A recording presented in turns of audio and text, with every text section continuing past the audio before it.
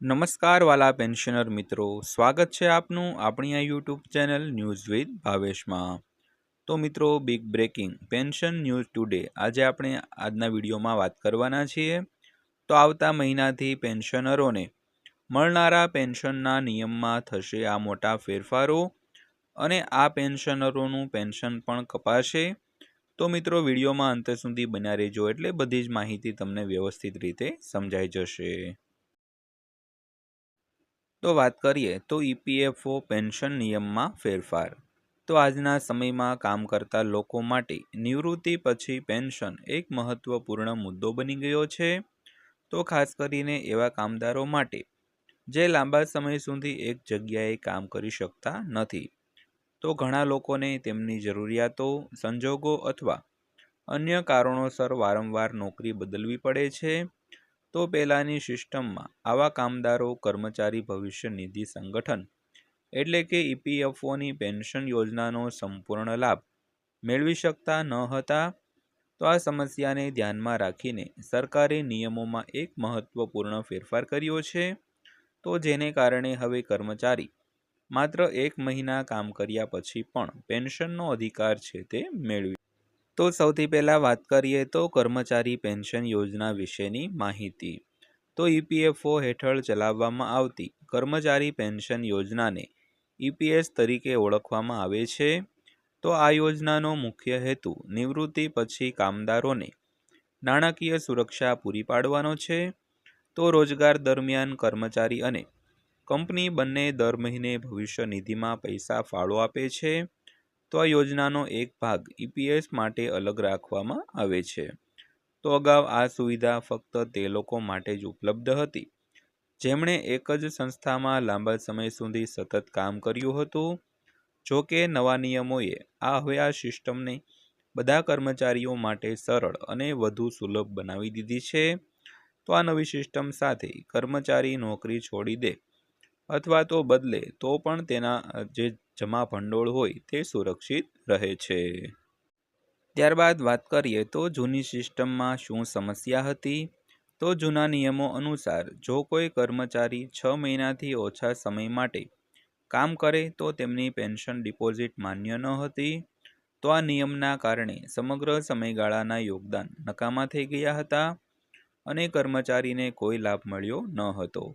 તો ઘણી વખત લોકો વ્યક્તિગત સમસ્યાઓ, સારી નોકરીની શોધ અથવા તો તેમના કરારની સમાપ્તિને કારણે ટૂંકા ગાળામાં તેમની નોકરી છોડી દેતા હતા। તો આવા સંજોગોમાં તેમની ડિપોઝિટ ફક્ત તેમના પીએફ ખાતામાં જ પ્રતિબિંબિત થશે, પરંતુ તેમને કોઈ પેન્શન લાભ મળશે નહીં। તો આ કડક નિયમને કારણે લાખો ટૂંકા ગાળાના કર્મચારીઓને નોંધપાત્ર નાણાકીય નુકસાન થયું। તો આજના સમયમાં જ્યારે નોકરીનું સ્વરૂપ બદલાઈ રહ્યું છે ત્યારે આ નિયમ ખાસ કરીને ગેરવ્યાજબી હતો। તો ત્યારબાદ વાત કરીએ તો નવા નિયમના ફાયદાઓ વિશે। તો સરકાર દ્વારા ઈપીએફઓ પેન્શન નિયમોમાં આ ફેરફારોથી કામદારોને નોંધપાત્ર રાહત મળી છે। તો હવે જો કોઈ વ્યક્તિ ફક્ત 1 મહિના માટે કામ કરે છે તો પણ તેમનું યોગદાન ઈપીએસમાં ઉમેરવામાં આવશે અને ભવિષ્યમાં તેમને પેન્શન લાભો મળશે। તો આ ફેરફારનો સીધો ફાયદો બીપીઓ, લોજિસ્ટિક ક્ષેત્રો, ઈ કોમર્સ કંપનીઓ, ડિલિવરી એસોસિએટ્સ અને કોન્ટ્રાક્ટ કામદારોમાં કામ કરતા લોકોને થશે। તો આ ક્ષેત્રોમાં લોકો ઘણીવાર ટૂંકા ગાળા માટે કામ કરે છે અને વિવિધ કારણોસર નોકરી બદલે છે। પહેલાં તેમની મહેનત અને યોગદાન સંપૂર્ણપણે વ્યર્થ જતા હતા, પરંતુ હવે તેમના પેન્શન અધિકારો કાયમ માટે સુરક્ષિત રહેશે। ત્યારબાદ વાત કરીએ તો તમારી પેન્શન માહિતી કેવી રીતે તપાસવી।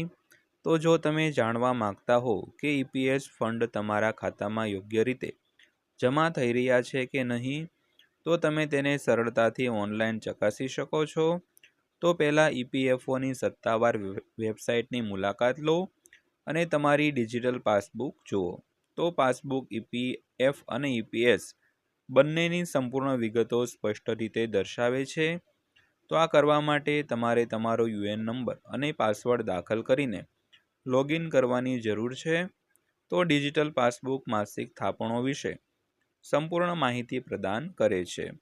તો જો પેન્શન યોગદાન કોઈ પણ મહિનામાં પ્રતિબિંબિત ન થાય તો આ સમસ્યા હોઈ શકે છે અને આવા કિસ્સાઓમાં કર્મચારી સીધી ઈપીએફઓ અધિકારીઓને ફરિયાદ કરી શકે છે। ત્યારબાદ વાત કરીએ તો ફરિયાદ સુવિધા વિશે। તો કર્મચારીઓને ક્યારેક તેમના ડિજિટલ પાસબુકમાં તેમના ઈપીએસ કપાત યોગ્ય રીતે દેખાતા નથી, તો ચિંતા કરવાની કોઈ જરૂર નથી, કારણ કે ઈપીએફઓ વેબસાઇટ પર ઓનલાઈન ફરિયાદ વિકલ્પ ઉપલબ્ધ છે। તો ફરિયાદ નોંધાવતી વખતે કર્મચારીઓએ ઝડપી ઉકેલ સુનિશ્ચિત કરવા માટે તેમનો યુએન નંબર, સેવાનો ચોક્કસ સમયગાળો અને સેવાનું વર્ષ પ્રદાન કરવું આવશ્યક છે। તો સમગ્ર પ્રક્રિયા ઓનલાઈન અને ખૂબ જ સરળ છે। તો ફરિયાદ નોંધાવ્યા પછી ઈપીએફઓ અધિકારીઓ આ બાબતની તપાસ કરે છે અને જરૂરી સુધારા કરે છે। તો આ સુવિધા કર્મચારીઓને તેમના અધિકારોનું રક્ષણ કરવામાં મદદ કરે છે। તો આ નવા નિયમથી સૌથી વધુ લાભ એવા કર્મચારીઓને થશે જેઓ કામચલાઉ નોકરીઓમાં કામ કરે છે, જેમ કે કોલ સેન્ટર કામદારો, ડિલિવરી એજન્ટો, કોન્ટ્રાક્ટ કામદારો, ખાનગી ઓફિસોમાં ટૂંકા ગાળાના કર્મચારીઓ અને ગ્રામીણ અને શહેરી વિસ્તારોમાં જેઓ નાણાકીય મુશ્કેલીઓને કારણે વારંવાર નોકરી બદલે છે। તો અગાઉ આ મહેનતુ વ્યક્તિઓને કોઈ પેન્શન યોજનાનો લાભ મળતો ન હતો, પરંતુ હવે તેમની મહેનત અને યોગદાન સુરક્ષિત રહેશે અને ઈપીએસમાં માસિક યોગદાન ઉમેરવાનું ચાલુ રહેશે, જે તેમને ભવિષ્યમાં પેન્શન સપોર્ટ પૂરો પાડશે। તો આ તેમની લાંબા ગાળાની નાણાકીય સુરક્ષાને મજબૂત બનાવશે। તો મિત્રો, આ હતી આજની માહિતી। વિડીયો અંત સુધી જોયો તે બદલ આપનો દિલથી આભાર।